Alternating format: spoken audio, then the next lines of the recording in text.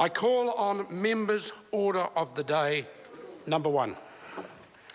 Parental leave and employment protection, 6 months paid leave and work contact hours amendment bill, second reading. Speaker. Sue Moroney. Thank you, Mr Speaker. I move that the Parental Leave and Employment Protection 6 months paid leave and work contact hours amendment bill be now read a second time.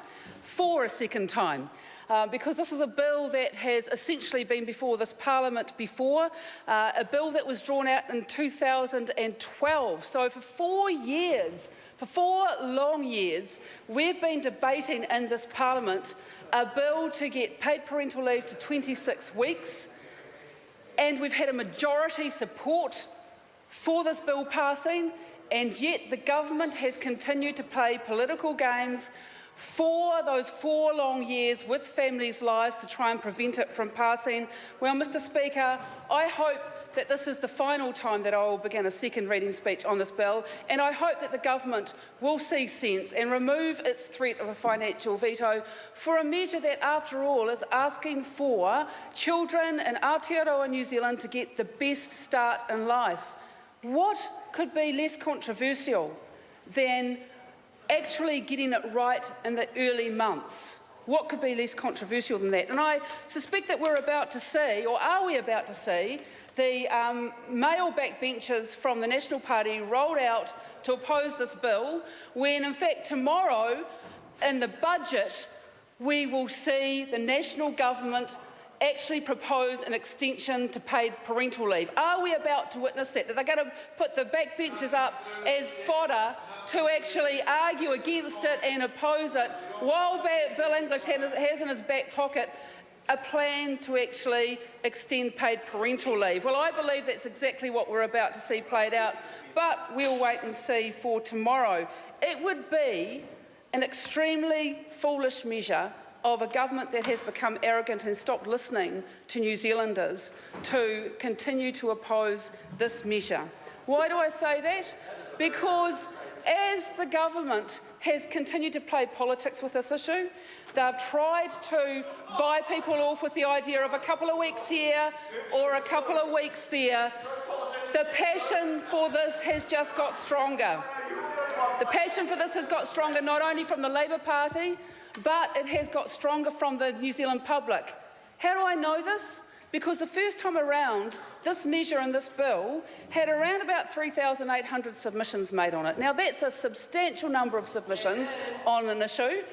But the second time around, after the government had been forced to increase it to 18 weeks, that number grew to 6,800. So it nearly doubled the number of people who were making submissions on this bill. But that's not the end of the story, Mr Speaker, because the numbers supporting it grew also. Of those 6,821 submissions made this time round on this bill, 99.94% of them were in favour. 99.94% were in favour. But the government is completely out of touch on this issue. It doesn't get what most New Zealanders get.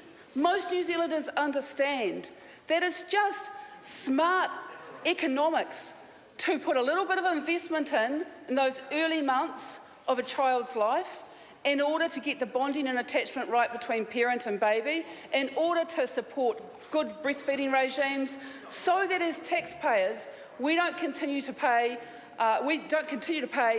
an ever-increasing amount of money on hospital admissions, on bad education outcomes, on even building more prisons, because all the evidence and research says that if we don't get this right, if we fail to invest and give children a best start in life, we as a country are going to end up spending more and more money on bad outcomes. We on this side of the House, we in the Labour Party, want to invest taxpayer money on making sure that we are giving children the best start in life, and we don't continue to spend money on bad outcomes. And that's what this bill is all about. Mr Speaker, I said that this was the second time that the second reading is happening on this bill, and that is true. That doesn't happen very often in this Parliament, but it's happening on this occasion. And I just want to reflect on the last time that the second reading came before this House, because I've talked about the political games, and boy, was that second reading ever the pure demonstration of the amount of politics that the government was prepared to play just in order to deny parents this level of support that is afforded in so many other countries, and that's the sort of politics that they've been playing. So what happened? I just want to recap. Last time around, the government they stopped talking on a bill before mine in order to try and make sure that the second reading speech couldn't continue. That's what they did, Mr. Speaker. They were foiled in that attempt because another one of my good colleagues got up and took the call and we were able to continue. But that wasn't the end of the political games, because what happened next was that I discovered that one of the parties supporting the bill, the Māori Party, had one of their MPs had been called out of the House urgently because his daughter was giving birth to one of his grandchildren. Te Oroa Flavel was called out urgently. And we sought leave from the government to have his vote counted on the second reading debate. And do you know that miserable government denied leave for that to happen? Here we were talking about paid parental leave and the importance of it. They were trying to convince the country that they thought it was important too, and they denied leave to Te Oroa Flavel to actually go and attend the birth of his grandchild and have his vote counted. That's what the government did.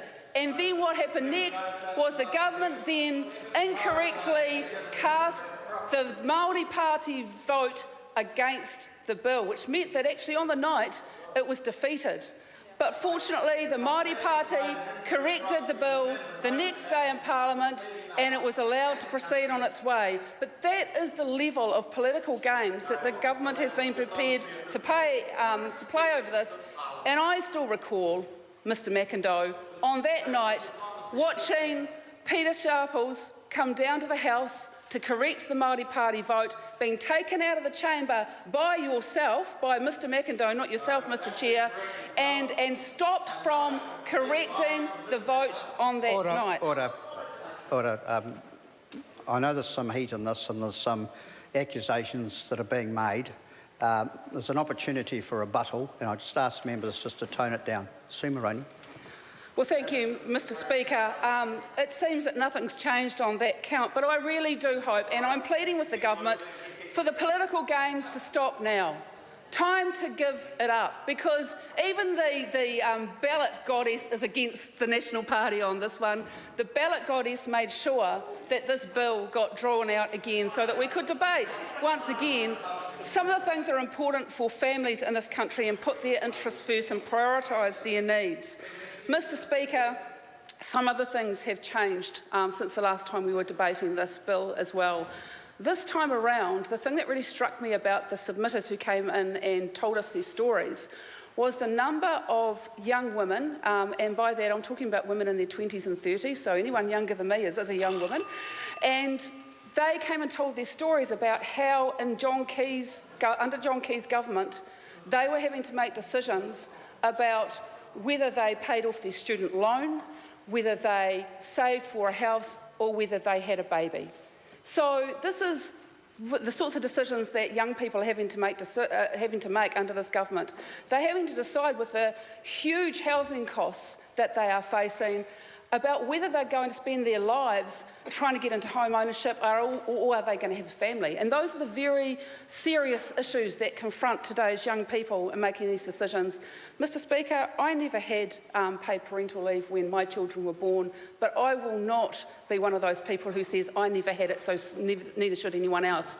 I instead take the view that we need to make progress as a country. We can do better. We now have the research and evidence in front of us that tells us that this is a wise investment and we shouldn't pretend otherwise. Tomorrow, the bill that I am proposing would cost just 1.27% of the amount of money that that government is, new spending that that government is going to propose in its budget. They've said they're going to propose at least $1 billion of new spending, so they cannot argue that it's unaffordable.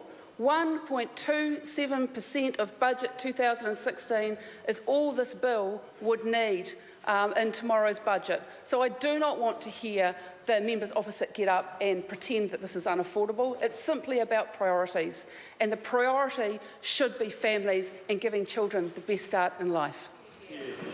The question